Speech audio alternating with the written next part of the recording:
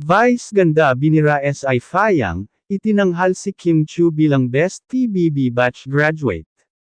Mainit na usap-usapan ngayon sa social media ang naging pahayag ni Vice ganda matapos itong magbigay ng kontrobersyal na komento tungkol sa dating Pinoy Big Brother housemate na si Fayang, habang buong puso namang pinuri si Kim Chu bilang Best PBB Graduate of All Time.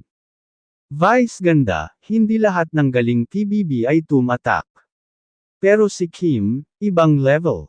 Sa isang segment ng noontime show kung saan pinag-uusapan ang mga PBB alumni at kung sino ang pinakatumatak sa industriya, naging prangka si Vice ganda at sinabing, mas mahigit, let's be honest, may mga housemates na parang wala lang, like Fayang.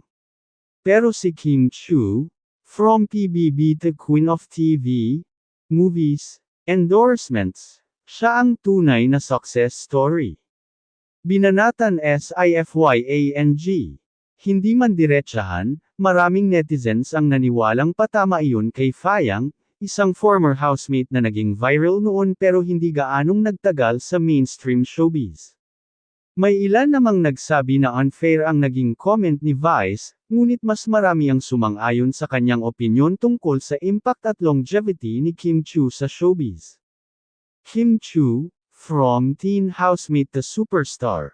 Simula nang manalo si Kim Chu sa PBB Teen Edition 2006, tuloy-tuloy na ang kanyang tagumpay. Star ng maraming top-rating teleserye. Box office queen sa pelikula.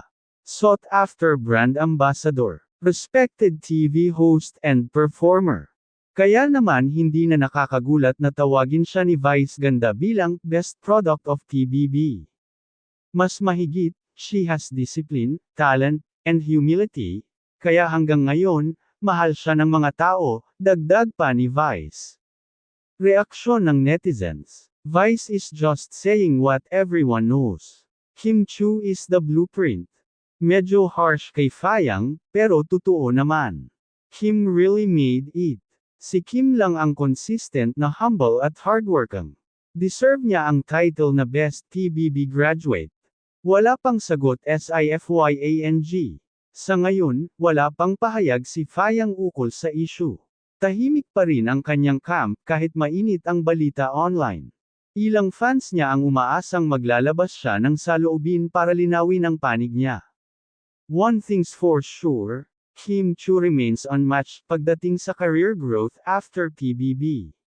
At kung si Vice ganda ang tatanungin, wala na raw dapat pagtalunan pa. Siya na ang reyna. Peroid. For more updates on your favorite celebs like Kim Chu, Vice ganda, and more, stay glued to Celebrity Hub.